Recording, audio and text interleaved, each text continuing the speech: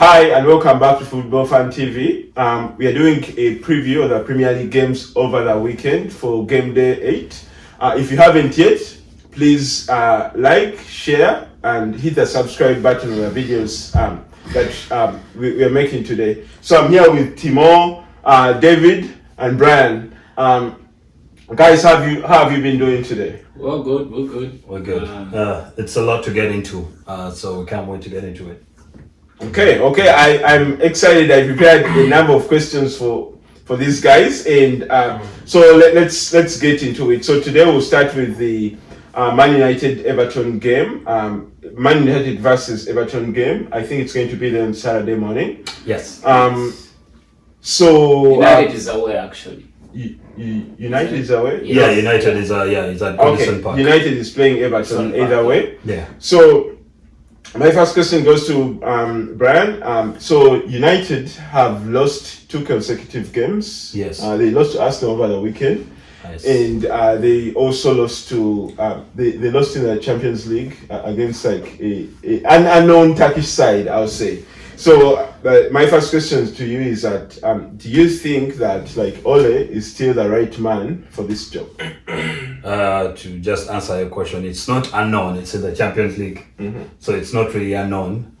Ole is, to me, I don't know how to put it. Let me just try to take it back. I don't think they should have given Ole that contract. And I'm going to be honest, because I think they really rushed because they had the time, because they were like, oh, it's your job now, but we'll refocus and see whether you deserve a contract. But somehow, whoever is in charge of making these decisions, once Ole got a good form of results, he decided, oh, let's give this guy the job. It's been like a cycle. Ole gets some good results and we get comfortable, and then he gets back some results and Ole out.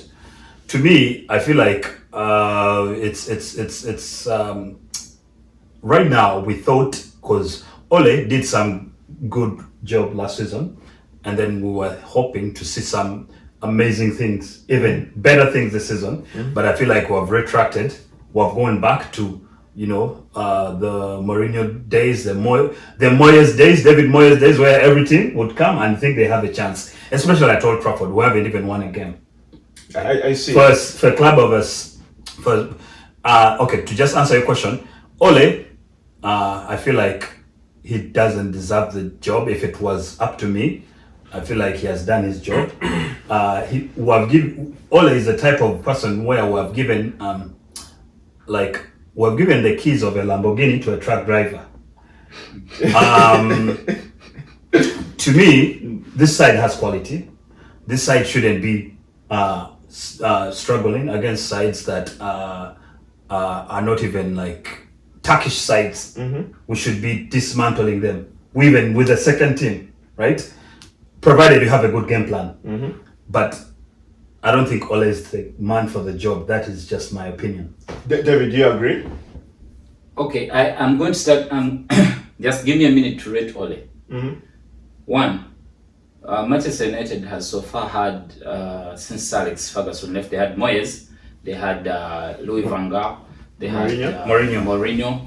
There's even a sting time they had Giggs. Yeah. So that's 5 managers. When you look at all the past 5 before Ole, who has performed better than Ole? I think Mourinho has. He has a better winning rate, 62%. Mourinho has a better winning rate, right? So, okay, when Mourinho left, what was our problem? Well, the team wasn't creative enough. They weren't scoring goals. They weren't scoring goals, and they started conceding. Yet before they were not conceding. So there was an atmosphere of they didn't want to play for the manager anymore. So at that moment, because still that team had quality players, quality dropped. So we come to Ole. Ole, for me, if I'm to look at the way they brought him in and what he has done so far for the club, if I look at motivation of players, I give him a B+. Transfers, I'll give him a B. Because there's some. Then I'll look at tactics, there I'll give him a C-. E for effort. C- is not that bad. Then from there, that's when I'll start rating Ole. In my own opinion, this was bound to happen because he's a very young manager with the inexperience. The team he coached in the Premier League, he went back with it. So, but if I could stop you, Ole is not a young manager. Ole has been coaching for 10 years now. 10 years in total. Coaching what? Yeah, he coached Molde. Inexperience. He was. In my view, I say inexperienced in terms of there's that stature you need to be a big manager. I think. See, that's where I go back. You've given a truck driver Can't move from keys to a Lamborghini. Yes. Because I feel like it was the wrong option to even just sign him right away. You see, because the club had a choice of waiting for the results and see how he's performing even under that pressure, but he got some good results. Just look at it. Once he signed the contract, what happened? But you see, this is the thing. Manchester United, when they decided to take that contract and then the way they have been playing, it looked to be like a progressive thing. There's no way you can tell me they brought Ole to win what? Trophies. In my own opinion, I think they brought Ole to organize. And to be sincere with you, he has tried to organize that club. Whether we want it or not, from our structure-wise, from our academy, going up forward. So what's wrong? What's in my own opinion, I think as United fans, we are so ambitious and we want to win. But if that's what we want, then we need a manager who is ready to do that. But if we need a manager who, to me, is inexperienced in that position, but he can learn on the job, but it's going to take longer, then we make the change. Yeah, but then we're going to make the change and we're going to keep changing because we want things to be done fast. But then to me, I'm going to interject with him. I'm going to be like, you see these quality players, they're here for 2-3 years, right? What is going to happen when he doesn't have the quality? We're going to go back and say, hey, he doesn't even have the what? There's no quality, right? But you look at the squad, there's quality everywhere. That's why I'm telling you, when I look at Ole, in my opinion, in terms of transfers and structure of the club, I give him a B+. So are you saying that Ole has done all he could do? Now let's find a manager. Actually, when I woke up this morning, I looked up and I said, but I think Ole can be a very good football director for United. Because I think for him, he has the structure mind of how the club needs to be run. But as a coach, I would say he's lucky. Yeah. So let's bring Timo into that conversation. So Timo, do you think United will be able to overcome Everton over the weekend? Yes. Yes, provided the players show up. Yes. Provided the players show up, they can. Yeah, but to add on to what he was saying about the managers, I feel like people forget that after Ferguson, they separated the two roles. You have a coach now, and then you have what? A sporting director. Yeah. Ferguson used to do both. He used to manage. He was a manager. That means he was in charge of coaching and in charge of recruiting. That means he was getting the players he wanted. One of the biggest issues surrounding why a lot of the coaches who came after him left was because none of them were getting the players they wanted. Highlighted by Mourinho, who flat out went to the president about it. And all it has been a sense of frustration with Ole. He has complained about not getting the support he wants in terms of signing the kinds of players he wants. Yes, because it's one thing to say you feel you have the quality, but it not necessarily be the case. What is quality? I mean, because quality is subjective. When you look at teams like Liverpool, you have maybe 1 or 2 or 3 people who can start in any other team, that maybe in Real Madrid or in Barcelona. The rest are not really at that level, but how do they fit into the system? Coaching. Yeah, the coach makes the coach decides what players he wants to fit into a system he wants to play. So if you don't give him the support he deserves, and then the results are not going the way you want. The problem is that we don't know his system. No. You're not giving him. You're not giving him the ingredients he wants to work with. Give him the ingredients he needs to do his job, and then judge him on that basis. Yeah, but then don't make signings, haphazard signings. Don't bring in a person like Cavani right now. What are you bringing in Cavani for? You need a central. Yes, you need Timo. a stabilizing factor in the defense. Timo. Who have you signed? You're coming off. The other thing is you're coming off a sustained period of success for the team. Now you're in a slump. That is a given. Are you going to be patient enough to get to wait until you get to that level? Because it's going to take some time. Even if you fire Ole right now, it's not going to make any difference. Whether coach you bring in right now, I don't think it's going to make any difference because right now you're trying to stabilize the team to get back to that level, and that's going to take signings, a massive amount of signings. No, but Timo, sorry to cut you off, but I completely and totally disagree because when you look at this United side, what type of signings do you need? Like you have Bruno, you have Pogba, you have Greenwood, you have Martial, you have Cavani, you have Maguire, you have very good goalkeepers. Yes, but they're not consistent. That's why I said about quality. Quality is subjective. You're not going to show up 2-3 games and then go blind in the next 6 games and rate yourself as a quality player, world-class player. No. Pogba, what is Pogba doing? The only person right now who is close to world-class in that team is probably Fernandes, based on form. It's probably him. Everyone else, and maybe Rashford.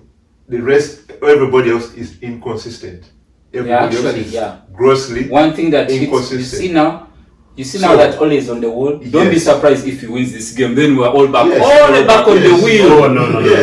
I know that's the truth. Because individual performances matter. See, that's the cycle that I was talking about. Yeah, that's the cycle that I was talking about. Because right now we should be looking at going to the next level. But you can't blame the coach. You understand? No. But then you blame the coach for the motivation, for the tactics, right? Because you've seen like is even like their playing is so pedestrian that even in the third half of the pitch, the last half of the pitch, you could see like there's no movement. Brian, let me tell you something. The funny thing is that we talked about tactics and what against Leipzig. He brought a system we didn't know and it worked. Tactics were spot on. Against PSG, he brought a system and it worked. Tactics were spot on. So I'll still come back to say the inconsistency of that team is way beyond. But who's responsible? No, it's not. If you can't give him the players he wants. No, but he. No. Let's Brian, leave that.